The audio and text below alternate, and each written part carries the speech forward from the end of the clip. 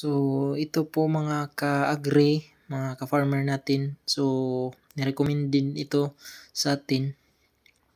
Ito yung Omega Green na organic lang to.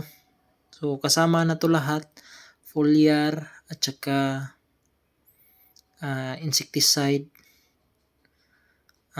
pampalaki ng mga halaman.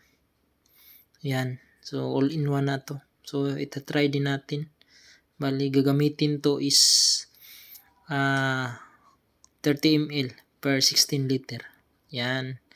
So, subukan lang natin to. Baka yung result is maganda. Tsaka, i-update din natin, i-message natin yung mga nagpo-produce nito.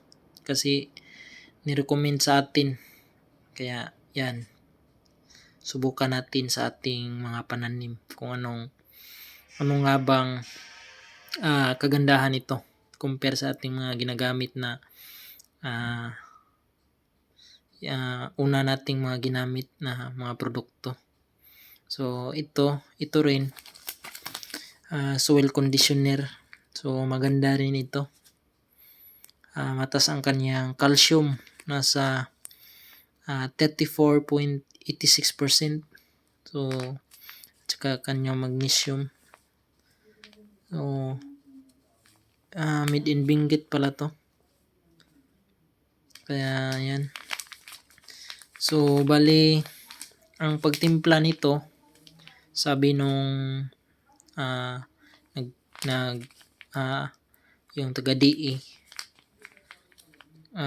nasa 6 na kutsara sa isang balde, 16 liter na tubig. Itatry din natin to. So all in one na rin ito. May antivirus daw to kasama. So itatry din natin, baka yung mga fungus natin sa ating mga pananim is kayang ayusin ito. Kaya yan. So i-update ko lang kayo pag nagamit na to sa ating mga gulayan, mga ka-farmer, mga ka-agri. So yan.